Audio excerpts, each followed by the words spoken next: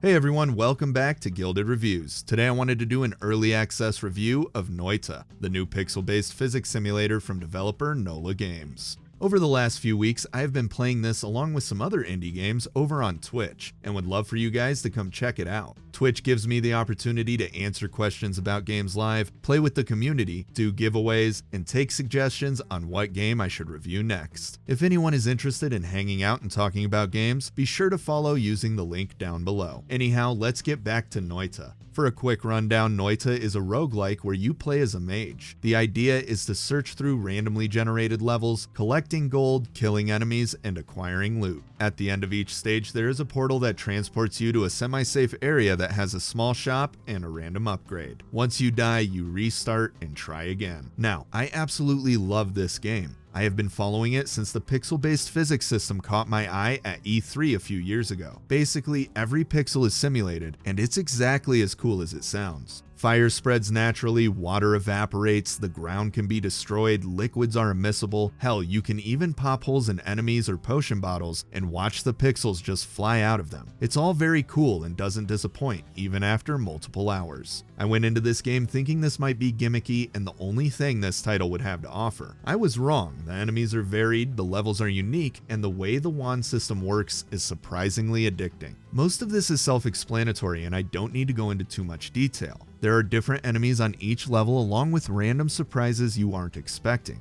The levels are randomly generated, follow different themes as you progress, and offer kind of hidden areas full of harder enemies and rare loot. However, the one thing I would like to go into more detail on is the wands. Every wand is randomly generated with a set of stats. These stats include cast speed, mana pool, mana regen, and recharge speed, among a few others. The really sweet thing about these wands is they come with a random set of spells. These spells can be collected, moved, and reassigned to whatever wand you have available, and there are a lot more spells than you would think.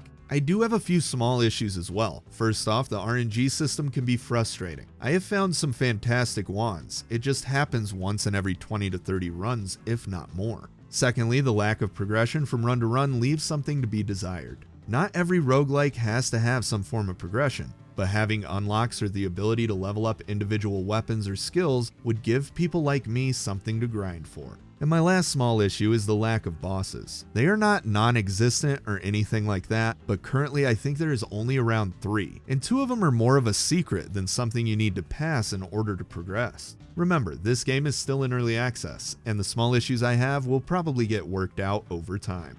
Well, that pretty much concludes this early access review. Just to go over it quick one more time, the pros for Noita include the pixel-based physics system, which happens to be as cool as it sounds, plenty of variation between the enemies and levels, fun mechanics to explore, and an addictive wand system that keeps you wanting more. For the cons, we have an RNG system that could use a little refining, a lack of progression including unlocks, and lastly, the lack of boss fights currently available. As I said earlier, the cons are mostly subjective and will probably get wiped out over the next year this game is in early access. Also, the developers have already released an update that have addressed some of the issues that I have seen so far. Basically, I absolutely recommend Noita, especially if the game looks entertaining or if you are a fan of roguelikes. You get exactly what you see, and the pixel-based physics system is fun to explore. Other than that, you get a decent amount of content for the price. And even though the game is still in early access, it's completely playable and a tremendous amount of fun.